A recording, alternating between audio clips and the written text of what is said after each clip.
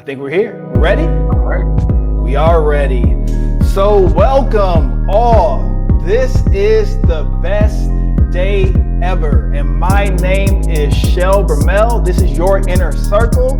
We're going to jump into the conversation. But before we do that, I'm going to tell you a little bit about your inner circle and a little bit about this panel. And then I'll let the panelists introduce themselves. So your inner circle, first and foremost, lessons in your living room. We were doing this pre-corona, pre-pandemic. The first one was in January, and that was the real estate panel. Last month, we had the entrepreneur panel, and this one is best day ever. How to have your best day ever during quarantine. Simple. We just want to provide information. We want to give you what you need, just simple, practical, applicable information that you could go home and apply today, and it will make your life that much better. So this panel, best day ever, how to have your best day ever during quarantine. So obviously we are in the midst of a pandemic and we are not taking that lightly, but we are in the situation, so we have to make the most of the situation. So obviously most of us cannot leave our homes, or we can't go far from it. So how do we maximize that time while we are in it? From a body, mind, and spirit perspective, from a whole person perspective. So that's the conversation that we're going to have today. So I said all that, now I'll say this. I'm about to introduce my panelists, and then we'll jump right into the conversation. So I will start with Mary. Mary, you want to introduce yourself? Mary, I don't think your mic is on. Hi, everybody. There you go. Hey, Mary. Sorry about that. It's all good. I'm Mary Kirkland. In my current role right now, I work for Montgomery County Public Schools Division of Food Nutrition as an area supervisor. What my role entails, I oversee the food nutrition programs in about under me 29 schools, making sure that they're following the guidelines, federal guidelines, state guidelines, and the ones set forth by Maryland State Department of Education. That goes anywhere from expanding their menu to helping students with dietary restrictions, figure out what they can and cannot eat, and helping them have the best day ever at school for lunch. That's fair. Go ahead. Other than that, on my spare time, I also have a meal prep service called Prep and Plated, where I provide meal prep to the DMV area, and basically I make anything they request. I can do that. But other than that, I spend my time in the kitchen developing recipes and things like that. So that's a little bit about me and what I do. Awesome, thank you. So I have a really quick question. Do they still serve rectangle pizza? No, we do not sell rectangle pizza. We have stuffed crust pizza. Really? Man, what? Yes. No. Moving up. They done moved on up. Wow. Moved on up. Okay. All right. How about Caleb? How about you, sir? So good evening. My name is Caleb Boswell. I'm an LLPC, a limited licensed professional counselor, and I work as a supervisor at Washtenaw Community College. Unlike a traditional four-year university where you would have academic advising, personal counseling, transfer services, things of that nature are separate offices, I can handle all those things all at once. In my spare time, I also like to advocate for mental health. So I do presentations on mental health as well as use my social media to advocate for mental health as well, and with the hashtag therapy as well. Awesome. Thank you, Caleb. Mm-hmm. And Desante, last but not least. Hey y'all, can you hear me? We can. All right, sweet. My name is Desante Cole. I'm the owner of the Movement LLC. I'm pretty much tri-vocational, so what that is, on the LLC is a company. We aspire to have people be purposeful and intentional in their daily lives through faith, leadership, and lifestyle. I'm a strength and conditioning coach at our high school, local high school here. And I'm also our youth and young adult pastor at our local community church. So I'm all over the place all the time, steady moving. Awesome. So if you didn't catch it last night, I was actually on with Desante. We were live on his platform last night, and it was a great conversation. So we'll talk a little bit more about that probably towards the end of the conversation. But as you can see, our panelists have a lot of things going on. They're amazing, they're well-rounded, and we're going to have that mind, body, and spirit conversation. So, just some housekeeping things before we jump into the questions. We have a chat box or chat functionality, depending on if you're on your phone or if you are on a web browser, on a computer or PC Mac, it'll be in a different location. But throughout the panel, go ahead and ask your questions, your comments, your concerns. Put those in the chat box. We'll direct those to the appropriate panelists, and we'll see if we can get your questions answered. Also, we have a poll in the chat. The first poll, and I see a lot of you are already doing it, but there's a poll. Where are you from? So we have East Coast, down south, Midwest, out west, and international. East Coast, down south, Midwest, out west, and international. And if you put in your chat, if you want to put your specific city, your state, you can go ahead and throw that in the chat box. So we will go ahead and get started with our questions. I have a list of questions, but I encourage you, ask your questions in the chat box. So I am going to start with Caleb. Actually, I'm gonna start. This is a good question. Okay. I do, Caleb. I want you to answer first. So just a question to the group. What have you all been doing to have your best day ever during quarantine? So what have you been doing just to maintain, I guess, your balance? I think for me specifically, it's just been I'm a people person. Mm-hmm. So for me, is being connected. I can't tell you how much entertainment, how much joy. As much as we don't like Zoom meetings for work, right. I definitely look forward to those Zoom interactions. I definitely look forward to all the different DJ sets that have been going down, and just finding different ways to stay connected and to stay engaged. Awesome. Sante, how about you? Honestly, I'm a people person too, like Caleb. So this has been tough for me, especially not being around people and what we do. I'm always, engaging with people and talking with people. So being connected has obviously been good for me. But I've also had to get up. Like I've had to get up, do my regular routine things. I've had to do some self-discipline stuff, some self-growing stuff, things of that nature, whether it's reading, journaling, diving in deeper into who I am. We'll get into that a little bit later. But that's how I have my best day. I got to keep moving. Awesome. Mary?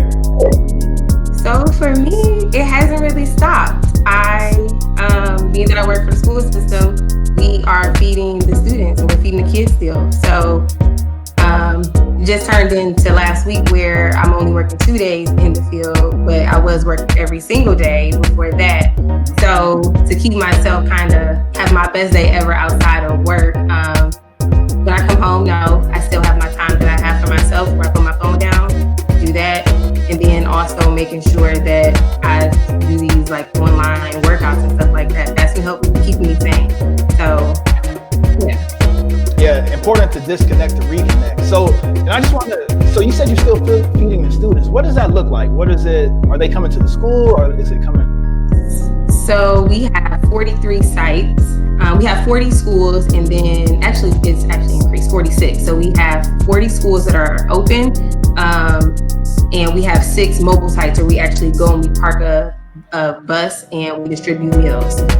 But basically what that looks like is, so we keep social distancing. It's a drive up in the bus loop. We sit the bags on the table. We ask them how many they want. They say 3. We give them 3. So they get a breakfast, a lunch, and a supper. And we do that now Monday, Tuesday, Wednesday. On Wednesday, we do double meals. And then on Friday, we do it again. Thursday, everybody's off. So we've almost hit almost 1 million meals so far. Wow. 1 million meals. And it's been about a month and a half? Yeah, a month and a half. Wow. Well, thank you for the work that you're doing. Got to keep the babies fed. Definitely appreciate you. So Caleb, first question for you. What are some tips that you would give to our audience for maintaining their mental health during periods of, let's call it isolation, periods like now? So I'm just a firm believer in balance. And so a lot of things that we see online, it's, you need to be up, you need to be working out, you need to be working on the next business deal, you need to be bettering yourself, and all those things are good. You should be doing those things. But I also want to say that it's important to give yourself permission to not do anything. Right. It's okay to give yourself permission that if you're not feeling it on that particular day to disconnect and take some time to yourself.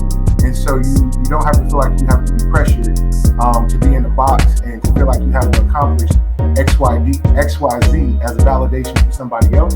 And so I'm just a firm believer in that you need to balance yourself.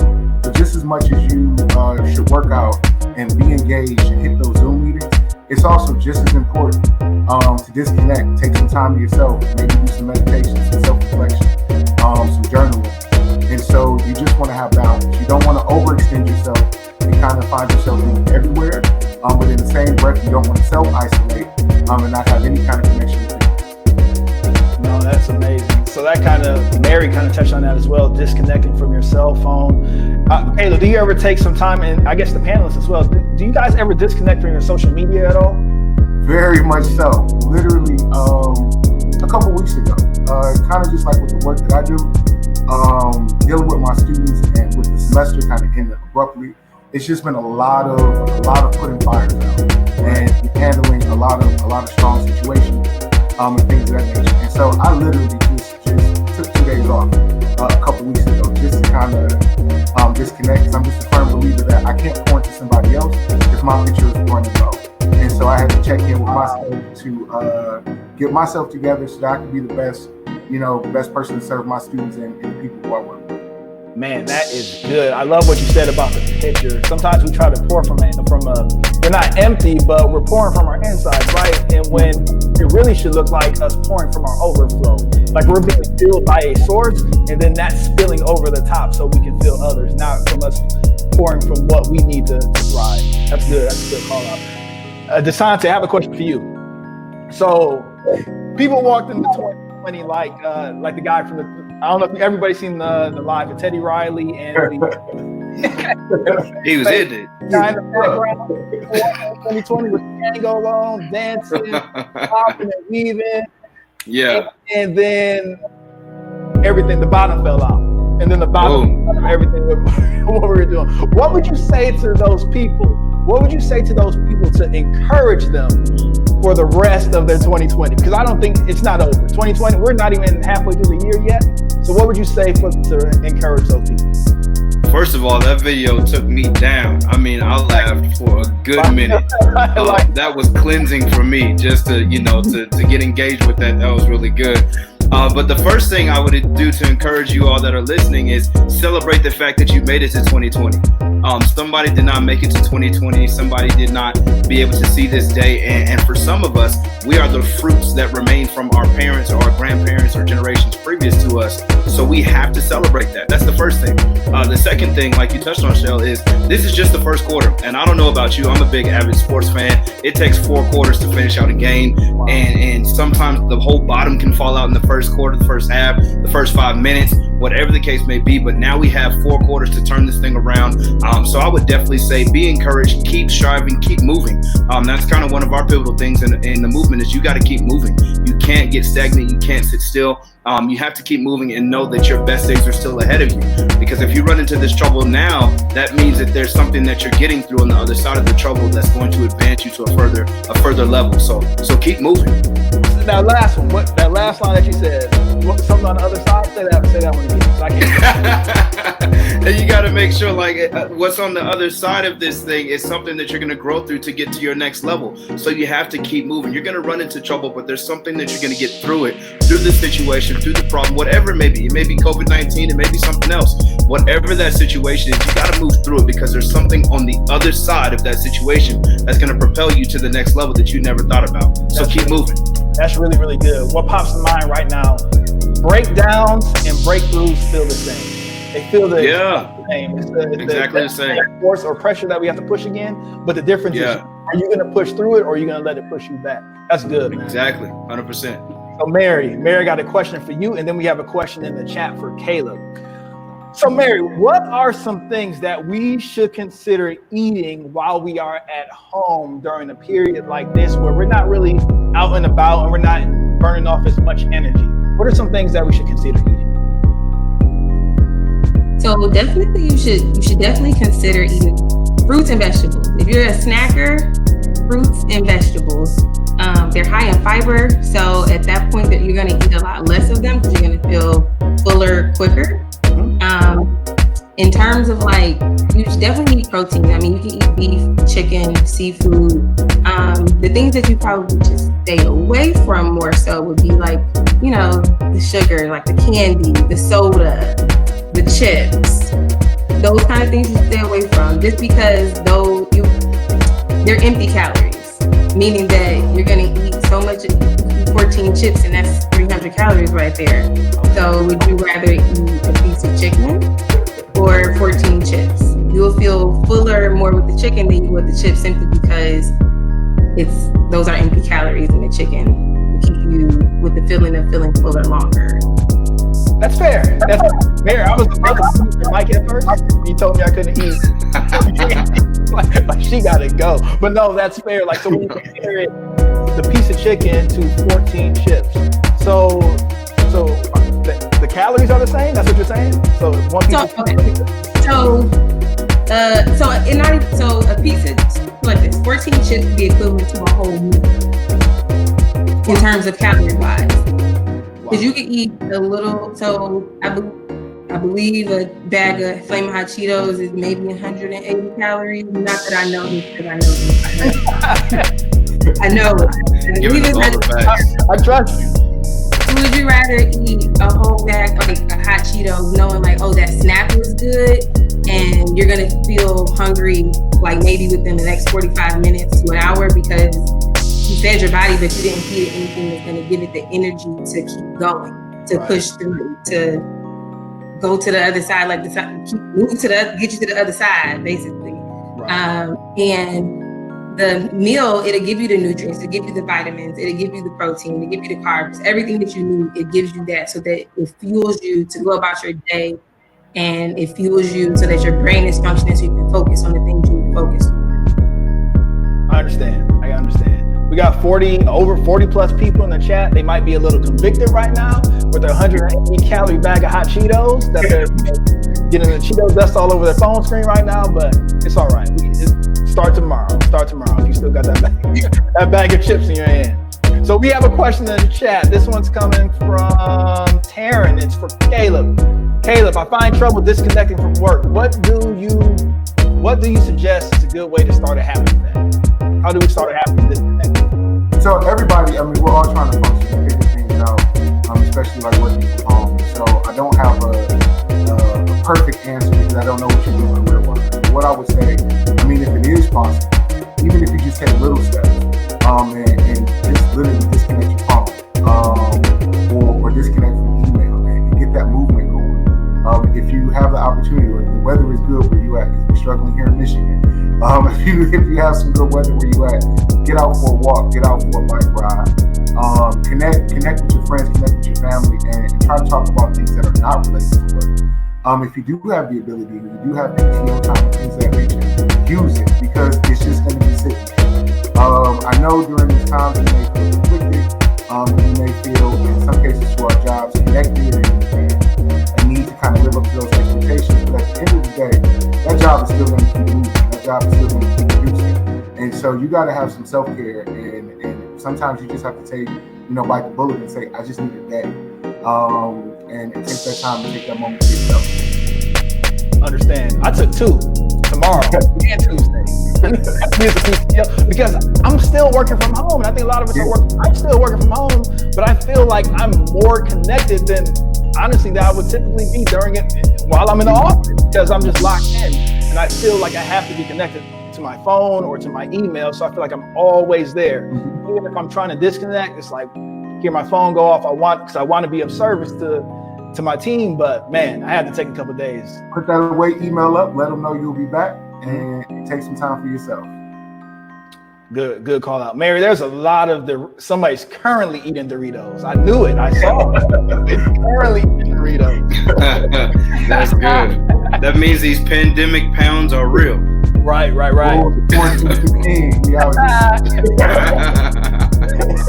So DeSante, I got another question for you. You're my. So I don't know if anybody realized yet. So my mind, body, and spirit. So everybody is the whole person. So Caleb is he's our mental health expert. Mary is our nutrition expert. DeSante, he's gonna be our spirit expert. So the questions will be focused to those individuals, but anybody else could jump in. So if you have questions, please put them in the chat, and now I'm going to ask Asante's next question. So it seems like so much is happening that we don't understand in the world, right? Why is this happening? Is God doing this to me? Is somebody else doing this? Why is God letting this happen? What can you say to those people who are possibly questioning their relationship with God or their relationship with faith during these trying times? Oh, this is good. We can stay here all day. But the first thing is if you're questioning, if you're having those questions, that's a good thing. Why? Because that's going to drive communication within your relationship. And I know you guys can weigh in on this, but anytime you have some type of issue with a relationship, you have to result back to communication. So in this time, you have to understand, you have to process these things in a particular matter. You have to understand what's going on, but you have to communicate. So if you're struggling with your faith, your belief, talk to God. Listen, I'm going to be...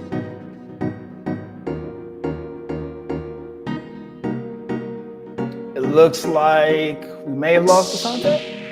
Hello, we there? Got you. You there? All right, we back. What's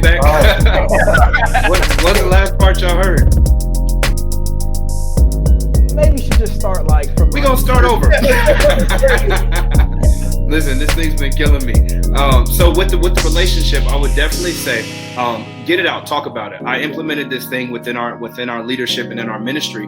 We call it the task force. And when there's an issue or you're dealing with faith or struggling, the first thing you have to do is you have to talk about it. That's the T. You have to talk about it. Get it out. Get your frustrations out. Talk about it. Talk to God. He's waiting to hear from you. He wants to hear from you in relationship. But also make sure you give room for him to talk back. Most times we get caught up in just, oh God, here's this. Okay, bye, gotta go. And God's like, wait a minute. I never got a chance to pour into you. So we have to talk about it. But the talking also gives room for listening. The A is you got to ask those questions. Ask the hard questions. What's going on? Why is it happening? What's the purpose of it? What's developing? And even in that A matter, in that asking the questions, even though you may not see a way out, doesn't mean that God doesn't have a way out. Then you're dealing with your S. When you're dealing with your S, you're seeking and you're searching. That's when you start doing the complicated work. What is it that God is trying to reveal through me through this season? What is it that is going on directly? How can it affect me? What is it birthing inside of me or stirring up inside of me that I am a solution to somebody in the world? How can I now present the fullest version of me, the best version of me on the inside so now the world can be impacted by it? And then the K is simple. You keep moving, you keep living, and you keep speaking life. Listen, I don't want to be insensitive to those who have been affected by COVID-19. We empathize with them. We love them. We still send prayers to them. But we know that God has an ultimate and complete plan for all of us. And we know that one thing we can't outrun is his love. So we have to keep moving in the process of it. And we have to make sure that communication is a two-way street. Because I don't know about you, but if I'm struggling in something, I always say, hello, I have an issue. Can we get through this in the moment? And that's the thing we got to do is we got to continue to communicate, talk, ask, seek and search and keep moving. Because God he's a God that loves you so much that he died for you, right? And I don't know anybody that literally said I would die for you. And so into that moment, I'm going to talk to that person and say, hey, how do I get through this? What is my purpose in this? What is the destiny behind this? And how can I get through this stronger? And I promise you, he will reveal those things if you take the time to do so. You just said I did. I'm sorry. I'm sorry. The chat is lighting up. The chat is lighting up. I'm gonna go AS. So the acronym is ASK, right? Can you touch on the A? Just to give us the ASK again. Yeah, so it's task, TASK. So I'll put it in the comments. I don't know if I can type, but I can. Task. And the reason why we came up with it is because in any crisis, they always send out a task force, right? They send out a task force either ahead of it, in the middle of it, or behind it. They send out a task force. So the T, you got to talk about what's going on. You have to ask the questions. You have to seek and search, and then you have to keep moving. And that's what you have to do. And you can even expand on that. Keep moving, keep living, keep speaking life, keep engaging, keep celebrating. Whatever it is, you keep moving. Don't sit still in isolation. Don't sit still in isolation. Man, that was the worst. I don't know if y'all went to church today, but you can to church today. So there you go. Mary, I have a question for you. Is there such thing as good or bad food? Since you just convicted everybody about eating our Doritos and hot Cheetos, and you know there's 180 calories in the bag. So I'm gonna ask you, is there such thing as good or bad foods, or is it something else? I don't don't believe that there's good food versus bad food. I believe that moderation is key. I think the only way that you can deem food bad is based on probably two things. One, if you have a pre-existing health condition, and then the second is how you prepare it. And so to give you an example, most people would say a sweet potato is healthier than a regular white potato. Well, they're both healthy because they both give you two different things. The sweet potato, lower carbs and calories. White potato is lower in fat and sugar. Sweet potato is rich in vitamins A and C, and the white potato gives you more protein and more fiber. You can consume more of the sweet potato, but the white one, you can eat less, but you'll feel fuller faster. So they both have different things, and it really depends on the person and what their end goal is and what they're trying to accomplish with their relationship with food. I don't like the word diet. However, and when it comes to preparation, when you fry food in oil and butter, that takes away the nutritional value just due to the high temperatures. So you should fry food. Not saying you can't eat it, but you shouldn't. But whatever. Okay. But it also can increase your chances of like diseases such as like hypertension and heart disease. So it's kind of like when you know better, you do better. When you know better, you don't do better. It's gonna happen anyway.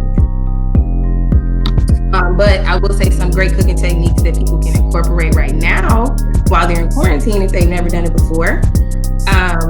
Baking, braising, and boiling. Those are for your proteins. You can boil chicken. It helps make very good shredded tacos. As for your vegetables, I recommend you can roast them, you can steam them, or you can blanch them. It helps. It does cook them, but it doesn't cook them to the point where they no longer have nutritional value, or they're just eating it just to eat it. So, is there good and bad food? No, I think everything is good in moderation because certain foods only give you nutrients that others can't. So, if you eliminate one, you have to supplement with either a vitamin of some sort or find another food group that offers you that same thing. Understood. So, baking, braising, boiling. So not frying. So not a deep fryer. So we have a question in the chat. Somebody says even olive or avocado oil. Well, see, when I wouldn't recommend frying chicken, and olive oil or avocado oil would not come out the same. It will kind of soak it up, and it'll just be grease. That's it. I wouldn't do that. I mean, you can coat things in it, such as like your vegetables, where you put them in the oven to roast them. But in terms of like cooking it and drenching it in it, I wouldn't recommend it. It's a healthy fat, but everything is in moderation. Understood. What about an air fryer? So, I did have an air fryer. Air fryers are good. They are good. They make really, really great chicken wings. However, I gave mine away. But I do think that they are a very good alternative for those who may or may not. They're trying to have a healthier lifestyle and trying to move forward and eating healthier. So air fryers, I will say, are good. Okay, understood. I'll take it. I'm gonna go use my air fryer after this. So just letting you know. I appreciate it though. So hey, got a question for you, Mary. You got a lot of good feedback in the chat box as well. So I hear a lot of people talking about therapy these days and finding a therapist and how mental health is important. So where do I find a therapist? Because I feel like this is like, where do I find one? How do I find a therapist that looks like me, thinks like me, kind of believes like me, can relate to me, looks like me? How do I find that? How do I find that therapist? Where do I find? Is there a website? Where do I go? Actually, there is. So the easiest way that I tell people how do they find a therapist. The easiest is if you have insurance. You really just want to reach out to your insurance provider and ask them who's going to be in network, and they should be able to provide you with a list of the therapists that are in your network that you have the least possible copay when it comes time to pay for services. From there, you can go through that list and kind of see who works for you. Another one is going to be Psychology Today. So you can literally get online, you can Google Psychology Today. It's a publication, but with Psychology Today, it also allows us as therapists to put our listing on there. And so you're able to do filters, you're able to look for Christian or LGBTQ or African American, someone in your particular city, someone who deals with a particular issue. And so you're able to put filters on that and able to find a therapist that way. When it comes to finding a therapist, I always say that the therapist works for you.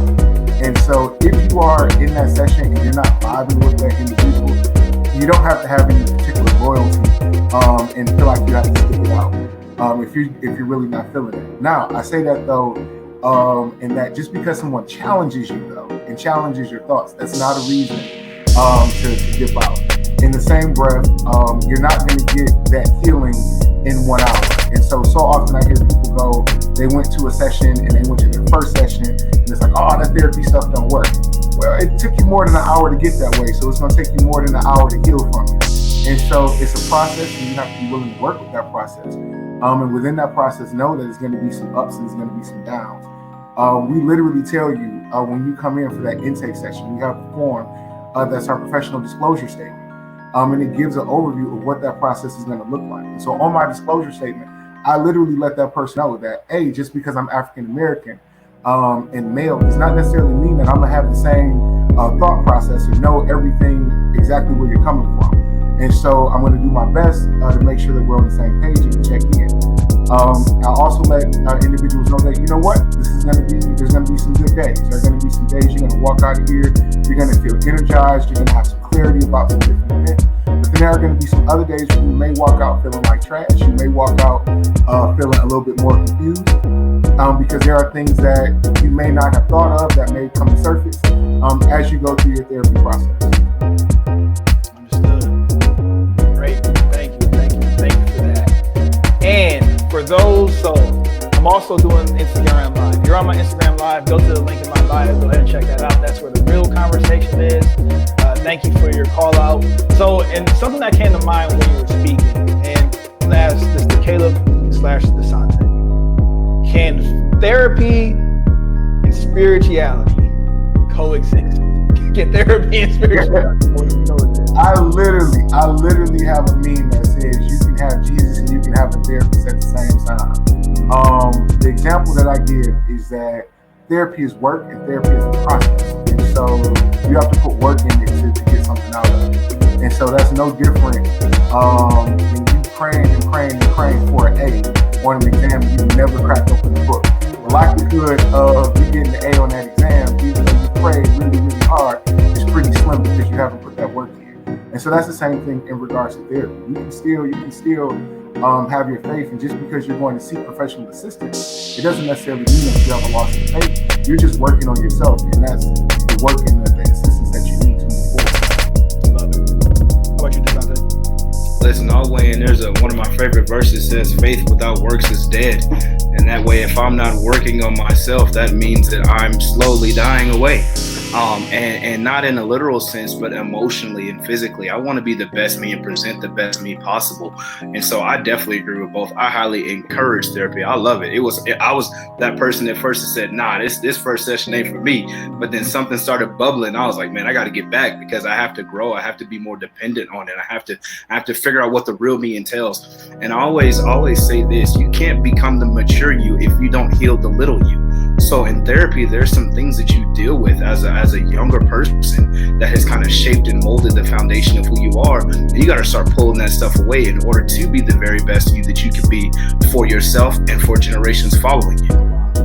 Love it. So I'm gonna go to the polls really quick. So we have in the poll, there was a question that was asked: how are you using this time during quarantine?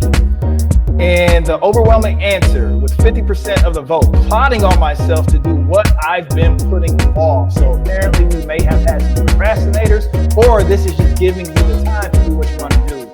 Still figuring it out, but I'm ready for this to be over. That's 12%. And just being, because that's okay too. So 31%. So I'm just chilling out. I'm just trying to survive, just trying to make it through. That is okay. That is more than okay. You do not have to come out of this with a six-pack. You do not have to come out of this with a new hobby. You do not have to come out of this, reading all the books in all the world. Take the time. Whatever you feel like doing on that day, do that. So, question. I just mentioned hobbies. Have any of you picked up a new hobby during quarantine? By chance? I'm gonna say no.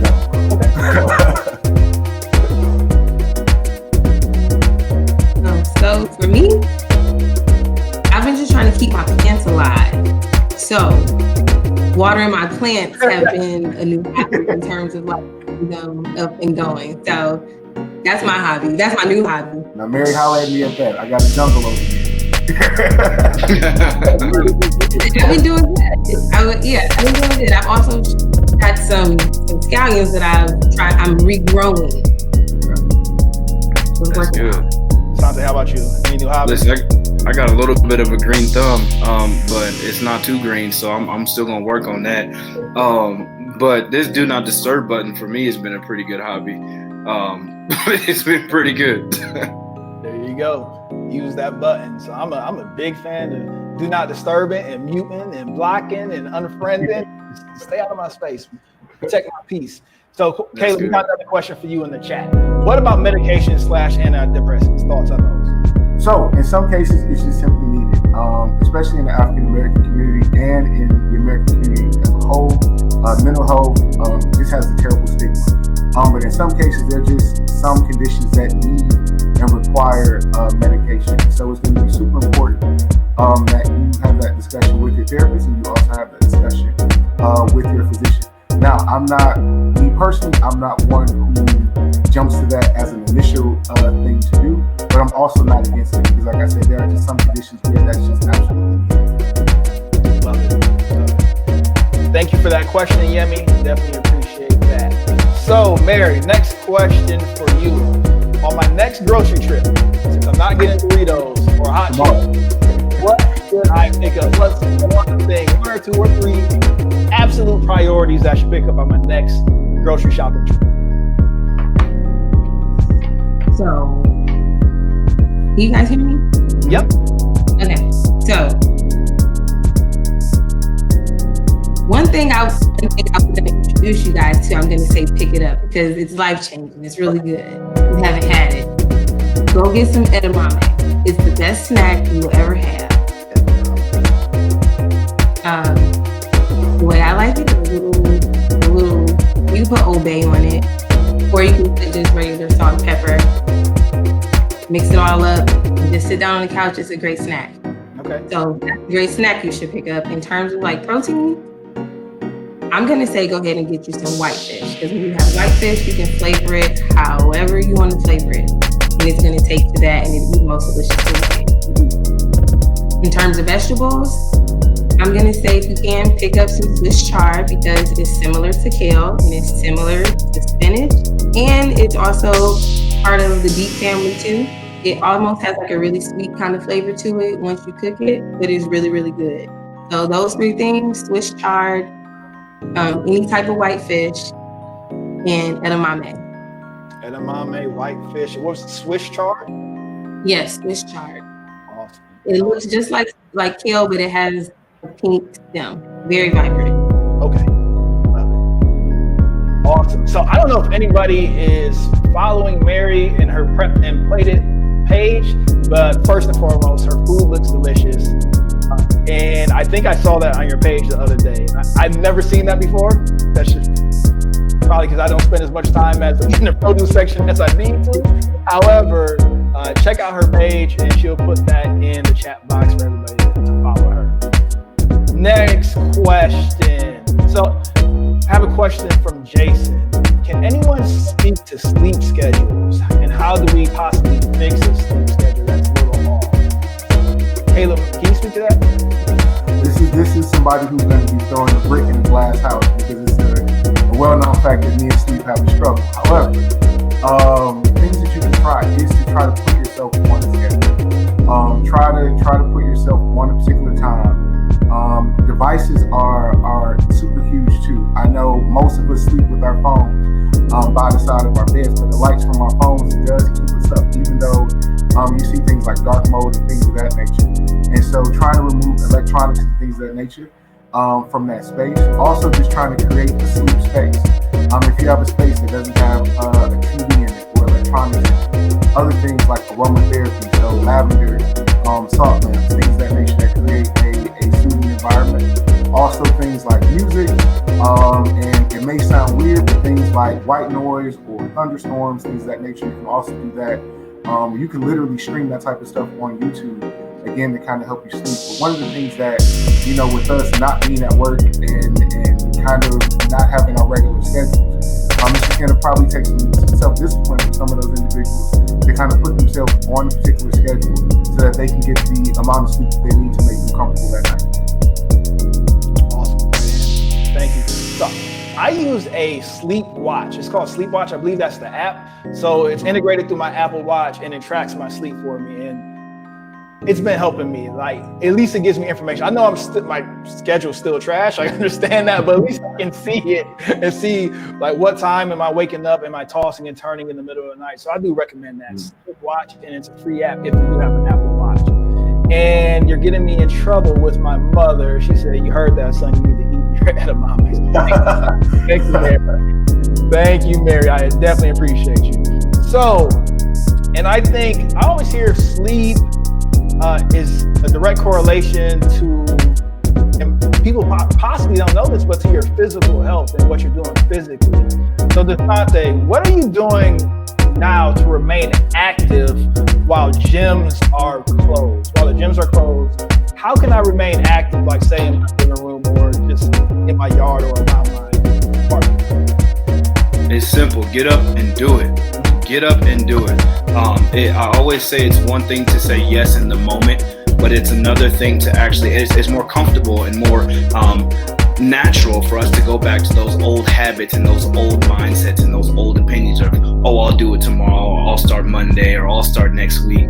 But get up and do it, whatever it is. And listen, we're all guilty of it. We all restart, I get it. But get up and do it, right? Get up and do it. Get up, go walk. Get up, whether it's, doing some jumping jacks, doing some sit-ups, some squats, some push-ups. I know we can't go to the gym right now, but body weight exercises are amazing. There's some stuff online that you can look up that's really easy for body weight stuff. Get out, take a walk with the family, by yourself, whatever the case may be, take a jog, whatever it is, keep moving, because that's going to start releasing endorphins. That's going to increase your heart rate. It's going to allow for your blood to flow properly, your muscles to be strengthened. And one thing you don't want to do is come out of this quarantine situation the way you came in. So you want to be able to keep moving and still build a foundation for where you're going out of this as well. So keep moving. Right. Love it. So really quick, you mentioned endorphins, and I hear that a lot. What exactly are endorphins and what do they do for us? So I kind of put it as like stimulants, right? Anytime you take like caffeine, for an example, you get this rush of energy, and then you're like, for some people you're really wired, or for some people, it works for a minute and then you go to sleep. I call it the awakening. It's like the awakening of your endorphins, of your inside muscles and your cells. I mean, not your muscles, your cells that are lighting up and saying, hey, now we feel good, let's go do something. Here's an opportunity for us to move. Here's an opportunity for us to go do what we didn't think we could do. And now is that capability. So that release is actually your neuromuscular system saying, hey, this is what we got to do now. We're awake. All the lights in the house are on. Let's go do something. And that's what I call the endorphins. It's just that release of energy that says, okay, here we go. I feel great now. The stress, the anxiety is all relaxed. And now I can go do whatever. I feel free. I call it the awakening. Love it. Love it. Great answer. So Mary, I have a question for you that kind of ties into the physical activity. What is your absolute favorite food? So that's the first question. What's your favorite food? And then I know you work out a little bit. What's your favorite food to eat probably pre-workout?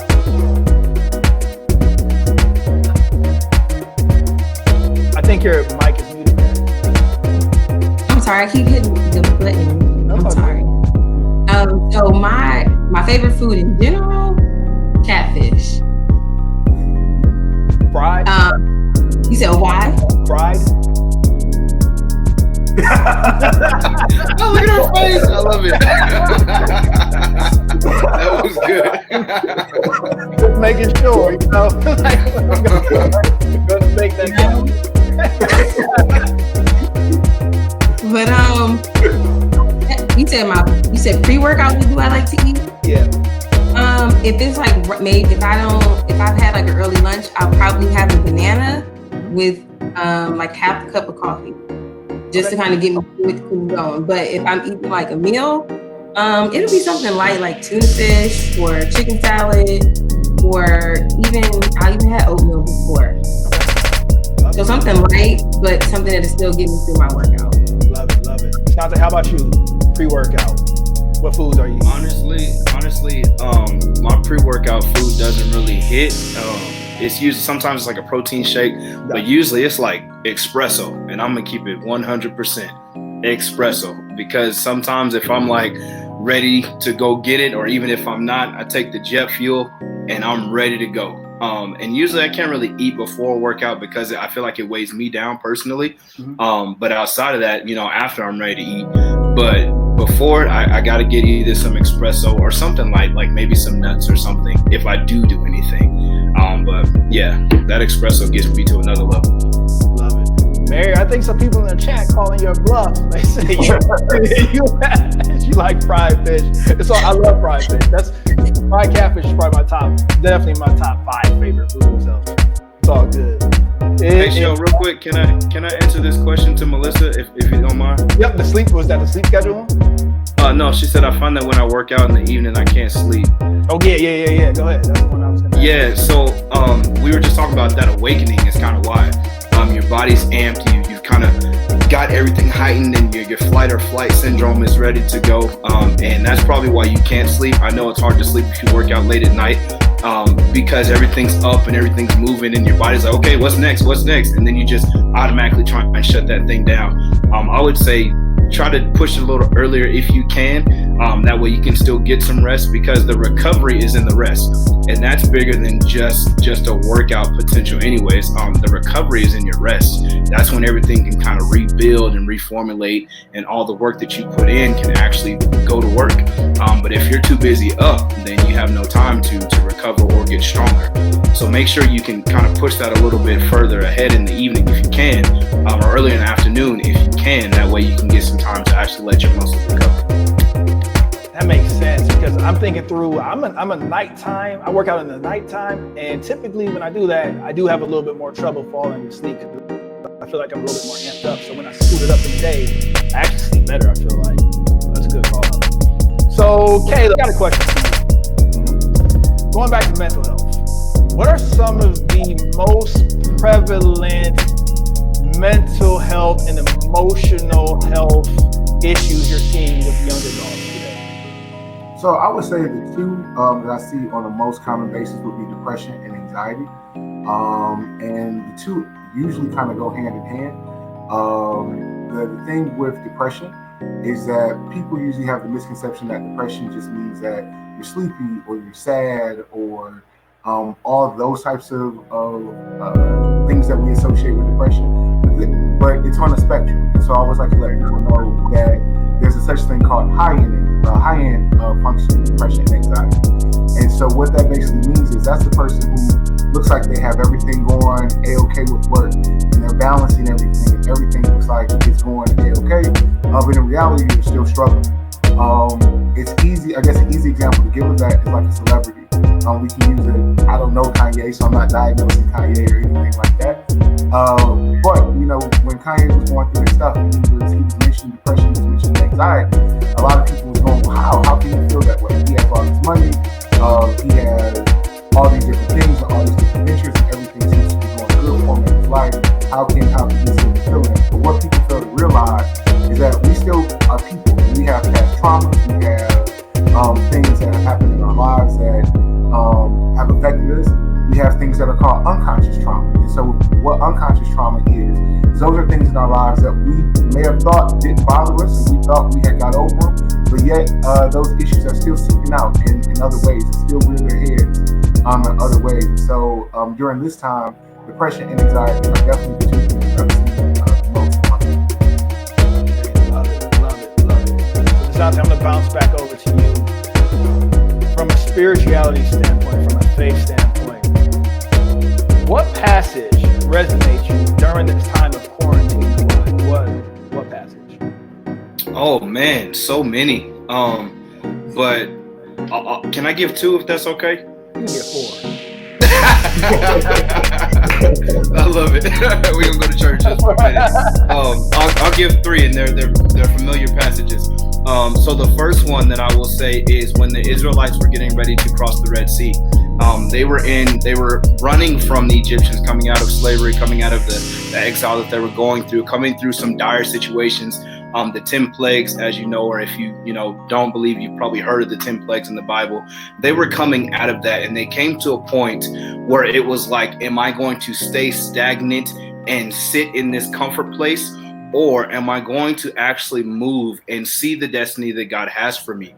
So I see right there, that's one of the passages that comes to my mind as we're going through this situation. Because for many people, like I said earlier, the recovery is in the rest. And what that means is, for me, for example, I'm always moving, running around. And this season has been very great for me to actually sit down, to develop out some plans, to actually bring those dreams and those things that I wrote about a couple years ago to finally get those things rolling and moving. And it was a comfortable place for me, but I said, how now can I be more of an effective leader, more of an effective person? And how am I not going to let the fear of this situation or the fear of what's going on to keep me stagnant? Now I have to keep moving. Now I have to develop. Now I have to grow. The second passage, kind of along those lines, is the transition of leadership between Moses and Joshua. Now, Moses was leading, the entire nation was doing great, and then he died. He got called home. And so now he put the mantle of leadership on Joshua. And what that means now is Joshua grew up with Moses, but now he had to lead a people who were still used to seeing him as young Joshua. So now the leadership mantle transitioned as well. So who am I developed as a leader in this process? Who am I becoming? Who am I in this process? Moreover, what version of me is going to come out of this time of rest? Is it going to be the young Joshua, or is it going to be a re-emerged Joshua that is ready to take charge for the generation? Oh no, he was going. Asante, I'm not sure if you can hear us, but I think you froze on us. Okay, you're back. I'm back. Go with it. Keep going. Not only this generation, but generations to follow me. How am I going to be the new Joshua? The last passage that I want to deal with is Peter walking on water with Jesus. And it's crazy because right before that happened, Jesus had fed the 5,000 men plus women and children.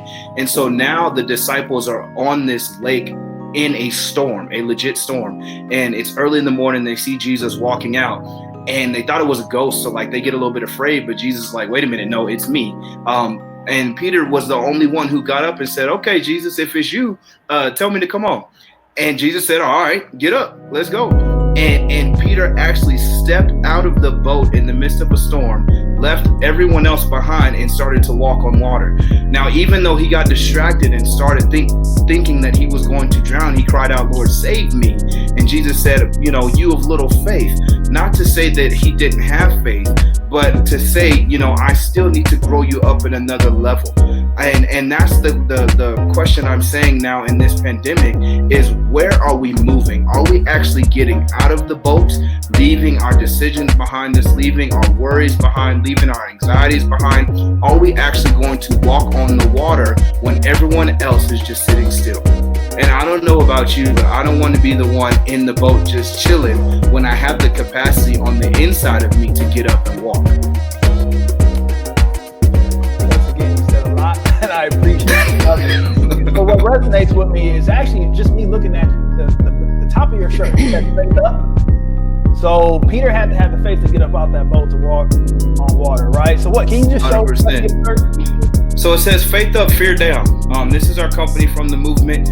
That's kind of our premise, faith up, fear down. You move in faith, you lead in faith, you have a lifestyle of faith, and you suppress your fears. And so just like Peter, he actually had to get out of the boat, leave his comfortable spot or his spot that he was, hanging out with. And he said, no, there's something on the inside of me that's attached to my creator that he's given me the power to do. So why not put it to the test? And it's crazy because when Jesus rebuked Peter, he said, you of little faith. Little faith doesn't mean he didn't have faith. Little faith means he had to graduate his faith in order to keep walking. So that's where I deal with this whole faith journey is it's a marathon. It's not a sprint, right? You graduate from levels of faith from glory to glory to glory. And all that means is I'm transitioning and moving from a small place into a greater place. That was a bar, and I'm gonna steal it. I'm writing That was little. Not saying you don't have any faith. You got little faith, and I'm stealing that. So on the next panel, I'm going to say that. It'll probably get a T-shirt. I'll give you. I love it. I'll give you a little kickback or something like that. But I definitely appreciate those three passages. That was amazing. Yes, like the chat's going crazy again, man. They're loving it, lighting up. Mayor, we have a question for you in the chat. I just want to make sure I don't miss it. So, what do you think about intermittent fasting? What do you think about intermittent fasting?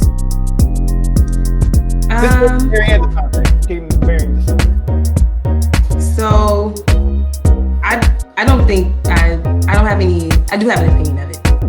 I think that it is a fad diet. And I say a fad diet because it's like anything that's a fad is going to last only a certain amount of time. And then once it's over and done with, everything is going to come right back. So intermittent fasting is basically you don't eat for a certain portion of the day. You say if you wake up at, you won't eat until maybe 12 o'clock. And your window to eat is from 12 to 5. And after 5, you don't eat after that. I don't necessarily think that it's the best way to, if you're trying to lose weight. It's definitely not the best way to gain weight if you are a person trying to gain weight either, because you're limiting yourself the time that you can eat. And my thing is if you wake up and your body is up in the weight, you need to fuel it to get through your day. So to wake up and not eat, and I mean, some people do it, they don't eat, they don't drink. Some people do it where they just drink water. But your body needs more than that to wake up your brain, wake up your organs to get throughout the day. And then when your body gets to a routine where they know this is all that I have, depending on your body type, your body's either going to hold that, or your body, if you have a high metabolism, is just going to go through that and you're going to be hungry. So you're almost like starving yourself in a sense. So it's not something that I necessarily recommend. I do know people that do it and they love it and they have lost weight, but the moment that they stop, it came right back rapid. So that's my thoughts. Desante, you next. And I just want to make a clarifying point. When we're talking about intermittent fasting, we're talking about from a diet perspective, not from a spiritual perspective. Oh, I was going to touch on both. Go ahead. That's okay. Touch on both. I've done both. And I believe that the intermittent is like a window of like 16 hours or something like that, correct? Or 8 hours or something. It depends on your window or what you're doing. Yeah. So I've done that before, and it's good. It kind of worked for me, but I love food, so I was like, no, I can't do this anymore. But in terms of fasting in terms of faith, I usually start that process at a minimal pace.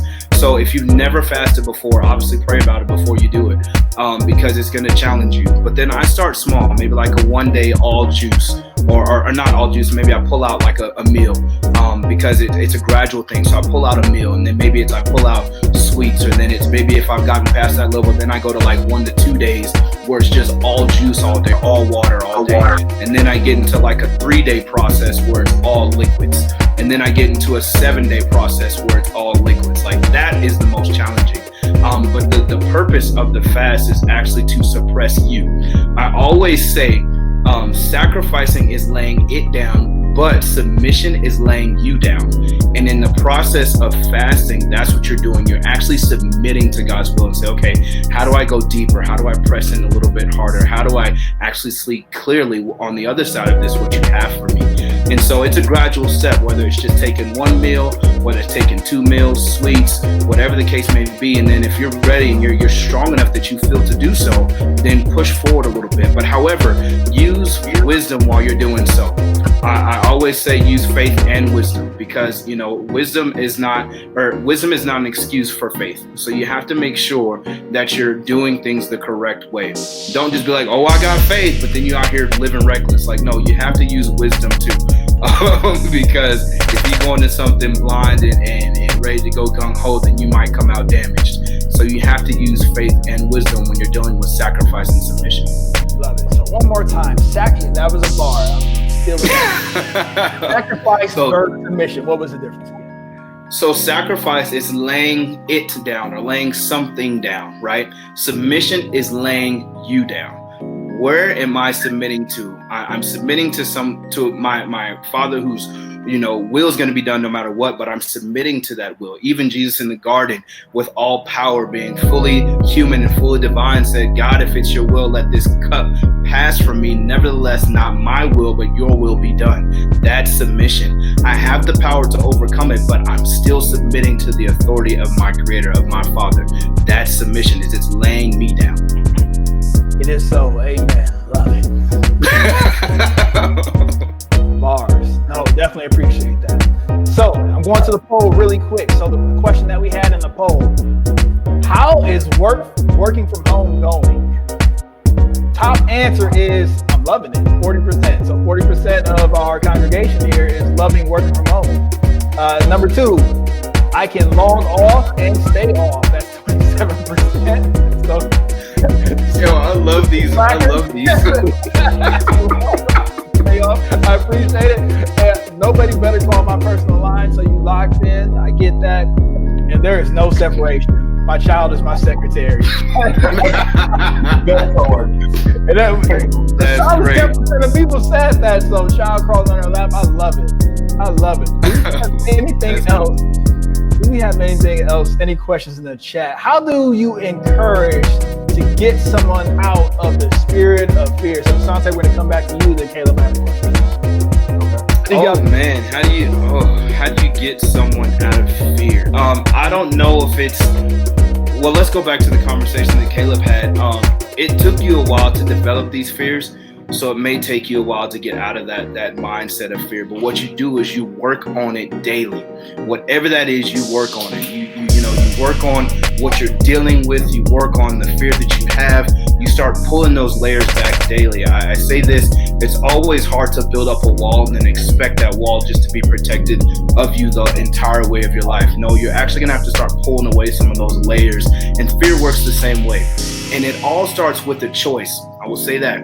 It's either you're going to choose to rise over the thing that's weighing you down in fear, or you're going to choose to remain stagnant. So you have to actually move through this process of slowly removing the fear back. Think about it. The first time you ever got on a roller coaster, I don't know if you guys do roller coasters or not, but I was definitely afraid of them. 100% hated them, right? Went to the theme parks. I used to amp my cousins up like I was going to get on. We get to the line, I just slide over like I'm not doing it.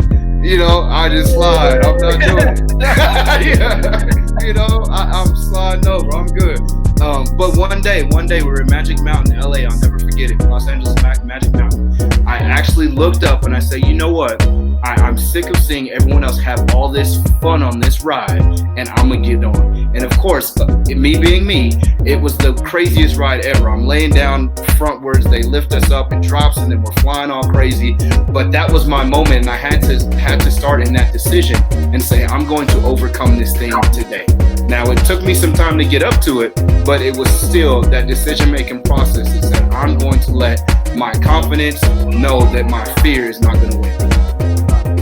Great answer. So, audience, I appreciate you. We got 10 minutes left. I'm going to try to land this thing by 8:15 because I have a documentary to watch at 9, and do not call me. This is all my concern. This is The Last Dance. 2 hours. The Last Dance. So do not call me from 9 to 11. Don't text me so from 9 to 11. But while we are here, I thought I saw something in the chat. No. I have a question for you, Caleb. So we're landing this in 10 minutes. So get your questions, your last minute questions, throw those in the chat. We're going to give our panelists just time at the end to spit whatever they have to spit, whatever they want to promote. We're going to give them that time. But Caleb, this is your question. I understand that there's economic, social, and health impact, an immediate impact to what's going on right now, right? Challenges to our mental health, spiritual health, just everything, right? Our whole lives have been upended. But I also think there's going to be a long-term impact or a long-term effect after this is all said and done, like some type of fallout, almost like PTSD in a sense, because obviously we are taking losses. I think the count, I don't like to focus on it, but the count is over 50,000 Americans just lost right now, just in this. And I know families are dealing with this, and families are grieving and in bereavement and not being able to lay their loved ones to rest properly, and just everything that's going on right now. So what are your suggestions for mitigating some of those long-term mental health impacts? I would say, I think you have to be realistic, and you have to tap in with yourself. One of the things that we do as people is that as a society, we don't want to be vulnerable. We want to show up, and we want to show that we are okay and that everything is fine. The reality of the situation is everything is not fine now. People are out of work. People have left schools. I look at it from an education standpoint. You couldn't have told me that March 13th was going to be my last day that I walked into that office, and that week was going to be the last week that I saw some of my students and have some of those interactions. And so I think it's going to be extremely important for people to tap in to who they are, tap into who their emotions are, and don't suppress those emotions. I always say that, no one can tell you how to feel. So if you are struggling during this period, if you are upset, if you are sad, there's nothing wrong with that. You don't have to put on a brave face and show up and be like everything is okay. What I do say to that, though, is that it's going to be super important in regards to what you do with those feelings. So I'm a firm believer in that no one can tell you how to feel, but it's what you do with those feelings to begin with. And so you want to make sure that you're utilizing positive coping mechanisms, things like working out, things like tapping into your feet. But then if you feel that your everyday and your normal coping mechanisms are just starting not to work, that would be the time that you want to seek and reach out to that professional assistance so that you can help overcome it. Because like I said, we were all blindsided by this, and we're all trying to figure it out as we go along. And so there isn't a perfect answer, there isn't a perfect box to put in there in regards to what people should do per se. And that's why I say my personal opinion is you want to make sure that you're tapping into you. If you're having a bad day, there's nothing wrong with having a bad day, but there is something wrong when it's a bad week and a bad month. And so you want to tap into those emotions, reach out and have some positive coping mechanisms. And if those positive coping mechanisms just don't seem to be working for you at this moment, then you would want to reach out for some professional assistance. Love it. Love it. Either of our other panelists, so would you like to add anything to that? All right. No, I was just over here taking notes, so that was good. It was good. It was good. It was good. Any questions in the chat? No questions in the chat. So this is my last question, or this last comment is actually, I'm going to kick this one back to Desante. So we've been having this conversation for the past hour and 10 minutes.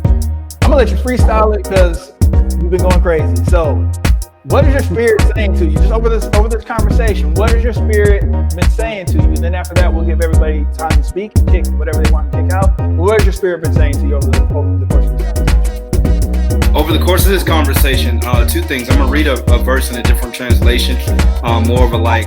You got it ready. I got it ready. I was ready. I had a feeling we were going. I was almost here anyway. So I would say two things. The first thing, your statement for the conversation here as we land this thing is get ready to walk on water. Whatever you've been dealing with in a previous season, whatever you're dealing with this season, even if it's failure, if it's an issue, if it's a problem, whatever it is, work through it and get ready to walk on water. And I'll leave you with this verse. It's Philippians chapter 4, verse number 6 and 7, one of my favorites. But it says, "Don't worry about anything, but in everything, through prayer and petition with thanksgiving, present your request to God. And the peace of God, which surpasses all understanding, will guard your hearts and minds in Christ Jesus." And as you go through that, give it to God. Release it. Have that constant communication. Talk about it, and get prepared to walk on water. Because as you know, there's a leadership mantle that's transitioning. There's leaders that are transitioning out. That's another thing. Sorry, that's my son. He's Bam Bam. He's ready to walk on water too. You know. But there's leadership mantles that are transitioning. There's all these things that are transitioning. But just get ready to walk on water. Face what you need to face. Get prepared what you need to get prepared in this season. Take this time of rest as recovery and give it to God and get ready to do your part and walk. Faith up, fear down. Love it. Love it, love it, love it. So I appreciate that. So before we go our round robin, I'm gonna give you all the time to speak. We got another question in the, this is probably the most important question of the night. Another question in the poll. So what's your quarantine hairdo? So so winning. I love it. I love it. 43% of the vote. I'm learning to braid, fade, and have it laid. There you go. Hey, I love it. I love it. 31. Listen, I spent the past week on YouTube trying to figure out how to do fades and cutting. Man, I feel you. I'm with y'all. And I was really quick. I learned how to cut my own hair in periods of isolation. When I moved out to Denver, I couldn't find a barber to save my life. I was like, you know what? I'm just gonna do it myself. I got all this free time. I don't have any friends. I learned how to cut my hair. That's good. And actually, like when I had hair, and then I learned how to shave it myself. So saving some money as well. I'm very, very cheap /food. So no pictures, please. That was number 2. Neck and neck, neck and neck. My future appointment is already made. Gotta get your appointment back. And then wigs and baseball caps just took the lead. Wigs, not it just moved in 3rd place. Wigs and baseball caps on deck. Wigs and baseball caps. But number 1, the winner is I'm learning to braid, fade, and have it laid. Pride, die, That's good. There we go. All right, so let's start. Mary, what you got for us? What, like, just parting words. This is your time. Freestyle, whatever you got. We got time for it. What would you like the audience to know? So one thing I just want the audience to take away in terms of bringing food into it, in terms of like mind and spirit. I want one takeaway to be, I want you all to be I want everybody to be mindful when you're eating. And I say mindful because sometimes, like being at home, we just get up and say, oh, okay, oh, that's right there. I think I'm going to eat that. Oh, I think I'm going to eat this. But listen to your body. If it's telling you it's hungry, eat when you're hungry, don't eat because you're bored. And when you do eat, as you can see on the screen, I want you all to be mindful of what's in your shopping carts when you go into the grocery store. So eating the rainbow, what that looks like. Fruits and vegetables, they have endless benefits, and they all offer different things, nutrients, vitamins, and things like that. So your red, like it says, your red foods here, they give you heart and blood health. The orange and yellow, they're kind of like one group, but it's for immune health as well as risk of diseases and things like that, heart disease and stuff. But when it comes to your green vegetables, I know most people, they're like, oh, I don't like green vegetables and things like that. But that's where you're going to get a lot of support for, like it says, detoxing your body and strengthening your bones. And it also supports your immune system as well because broccoli has so much vitamin C in it. Did you know that? No. Everybody. But just eat the rainbow. Make sure you're not just limiting yourself or cutting something out of your diet because you never know what it can offer you. I know for me, in terms of making sure that I eat vegetables, this is one right here. You have your yellows, your reds, your greens, then you have your protein right on top. So it's just a good variety of vegetables to make your plate vibrant and to make you actually want to eat. These are actually what I would call French fries, but it's actually carrots, parsnips, and beets, and they're roasted with rosemary. And it's a really good alternative to French fries in case you need something to, snack on. And this here is the rainbow in general, showing you that breakfast you can have guacamole on your toast. You can have figs there. You can have your protein, your fat. You can have it all. As long as you're eating the rainbow and getting those things in your body, you'll be good. That picture right there that has edamame in it, just in case you guys want to know what to do with it. Love it. And these pictures here, Mary, you didn't pull these off the internet, did you? These are not. No, those are my pictures. This here is the meal prep that I actually made for someone. And those are meals that I come up with and I make and I service the clients here in the community to make sure that they have a great variety of food to eat that's healthy and is going to fuel them to reach their goals and things like that. So you hear me? She's the real deal. Those are her pictures. Don't steal them. Like don't copy and paste them and said you made this and post it on Twitter. That's her. That's all her. Prepped and plated. The link is in the chat room. I saw that come across. Prepped and plated. Let's go, Caleb. tell us a little bit about whatever you want to talk about. I know you have some paraphernalia. I would like to see that. Kind of nice. So this isn't my shirt, but Black male counselors matter. So I just wanted to put that out there. What I hope people get from this experience and during this time, during the pandemic, is that you tap into yourself. So often we are doing validation of others. So I need to come out, like we said earlier, I need to come out of this a particular way. I need to have XYZ checked off my box and be accomplished. But that's not the case. You want to make sure that you're tapping into you and that you're coming out as the best possible you. One question that I saw earlier was how do you deal with this in isolation? And so again, I always try to keep balance. And so isolation does not necessarily have to be totally bad. One of the things that you often see with individuals who struggle with depression and anxiety is that they are distracting themselves. So they are in the gym and they are at work all the time and they're part of this club and they're part of this sport and they're always in something because they're distracting themselves from themselves. And so that can be hard for some of these people who are in isolation because they don't have that job to run to. They may not have that particular relationship or whatever to run to. What I would challenge you to do during this time during isolation is sit with yourself, sit with those feelings, try to figure some of those things out, figure out where some of those things are coming from, and use this time as a time to grow within and have personal growth and do things from an intrinsic place and from internal motivation for your growth so that you come out of this in a better place. Love it. Appreciate you. Desante, One more thing. Go ahead. Go ahead. If you got the flyer for the Healing Collective, I did not. You got it? I sent it to you, but it's no biggie. So the Healing Collective is something that myself and Charnessa Pleasant, who is another therapist, is something that we have started.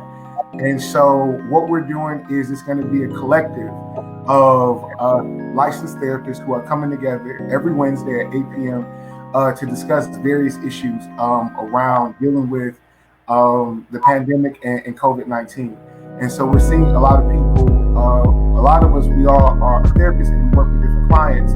But what we're seeing is that even though we work in different specialties and with different clients, we're seeing a lot of overlap. And so what we're going to be doing, like I say, each week is we're going to be focused on different areas in regards to mental wellness. And so Charnessa and I, Charlie, we'll be rolling it this week. And then each week after that, we'll be hosting different therapists to talk about a specific area of mental wellness. So I had it the whole time. I was telling you. I was letting you know that I was on top of my game. I'm just letting you know. So I'm gonna give everybody a little bit of time to screenshot that, the Healing Collective. Shout out to what you're doing in the mental health field, Caleb. That is truly big and is needed. Go ahead and screenshot that if you're seeing it on the line. I'm just letting you know that I had it ready to go the entire time. All right, last but not least, Desante, go ahead and give us the benediction. Like what? They also want to know where you. I think we had it in there, but is there a website, Instagram for your t-shirts, your merch? Yeah, I'll put. We lost your audio. All right, I'm back. So I put everything in there. The website should be on there. I just want to say thank you for allowing me to come in, and I'd like to tell you all welcome to the movement. Again, what we do, this was perfect. Faith, leadership, and lifestyle. We want to make sure that we are inspiring to live purposeful and intentional in our daily lives in the pursuit of our purpose. And one thing that I will say is when you're dealing with this process, even in the midst of your failures, keep moving, okay? Keep moving. It doesn't matter if you fail, but you want to fail forward. Keep moving. Whatever it looks like, keep moving. I don't care if you lose everything through this process. Keep moving, okay? Outside of that, the last thing I'll say, before we, have the benediction, the last thing I'll say is, try and make sure that when you're dealing with this entire process that you, like Caleb said, eliminate some of the distractions and kind of clear your head because you're going to be hearing and pouring so much into your ear gates and your eye gates. Make sure you can kind of step away from it all so it doesn't just drown you out or deplete you altogether. And the last thing, complete last thing, there's the preacher. I keep saying everything. The miracle is in your movement. Okay, whatever your movement looks like, that's where your miracle is. Keep growing through it, keep moving through it, again, even through your failures, through through the midst of your pain, keep moving, because that's where your miracle will be birthed. That's where your dream will be birthed. That's where what's on the inside of you, the solution to this world, will be birthed. Keep moving. Love it. Love it. Man, I appreciate that. Caleb, I appreciate you. Mary, I appreciate you. I thank you all for just joining this panel. Hopefully this was, or this will become, the best day ever for you in quarantine and outside of quarantine. So when we're having this conversation, what is this conversation supposed to look like? Well, I want tips for right now, but I also want transferable skills. How do I take this and how do I apply it to my life? Not just over the next month or so. Hopefully it's less than that. We can start returning back to our regular lives. But when we do get back into our old normal, how do we make it our new normal? How do we make it the best day ever, continuing to move forward? So that's what that's all about. That's what this panel is all about. Thank you for everyone who attended, who's hung out with us for the last hour and 22 minutes. I truly, truly appreciate you. This is your inner circle. We're doing these panels monthly. We're coming to you next month. I'll let you know. We'll have information about what that panel will be soon, but this is it. This is all we're trying to do, give you lessons in your living room. And my parting word, it's on my t-shirt, you are too special to be doing things that are not. I'm gonna say it one more time. You are too special to be doing things that are not. It's simple, but you have a gift. God has put something inside of you that is ready to be birthed, and you need to do that thing, that special thing. You are special. You were created special. Do not dwell in the mundane. Do not dwell with the bottom dwellers. It's time to stand out. You are too special to be doing things that are not. Take this, roll with it, and roll into your best day ever. That's all I got. Thank you for everyone. Just want to make sure I didn't Thank you so much for having me. Yes. Thank you for having me. Thank you. No, I thank you for coming. Thank you for coming. And you're doing it for free, so that was done. No, I'm kidding. No, but for real, I'm gonna leave the chat open for like 1 minute just to make sure everybody can copy and paste what they need to see before I end this thing. A replay will be available honestly, the replay gets posted like right after this ends, and then I'll also do another one for YouTube so you can share that. We're getting some great jobs. Thank you.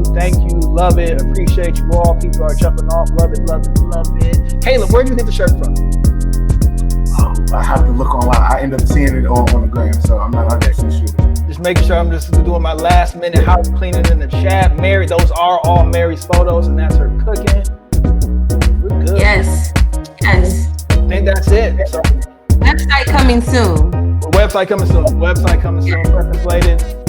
Website coming soon. Support Black business, support small business. We got merch lines.